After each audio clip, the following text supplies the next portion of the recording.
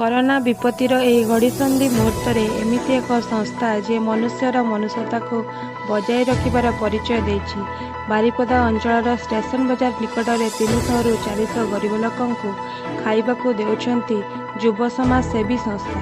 ଶୁଣିଲେ ଆଶ୍ଚର୍ଯ୍ୟ ଲାଗିବ, କିନ୍ତୁ ସତ୍ୟ। ମୁସଲିମ ଭାଇମାନେ ଆଜି ନୁହେଁ ଆଜିକୁ 7 ଦିନ ହେଲାଣି ଖାଇବାକୁ ଦେଉଛନ୍ତି। ତାଲାବନ୍ଦ ସମୟରେ ଗରିବ ଲୋକଙ୍କୁ ଖାଇବାକୁ ଦେଇ ଆଜି ବାରିପଦା ନୁହେଁ ପୁରା ଜିଲ୍ଲାରେ ଚର୍ଚ୍ଚାର ବିଷୟ ପାଲଟିଛନ୍ତି।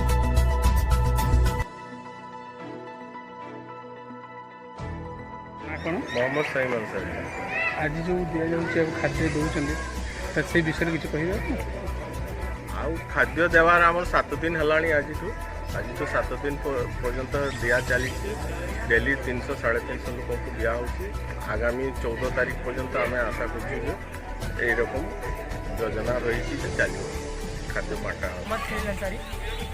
हम यहाँ पे जितने भी गरीब भाई बहन हैं उनके लिए प्रोग्राम किया है। हमारा एक ऑर्गेनाइजेशन है, मतलब हमारा एक संगठन है युवा समाज से भी, हमें सरकार से कुछ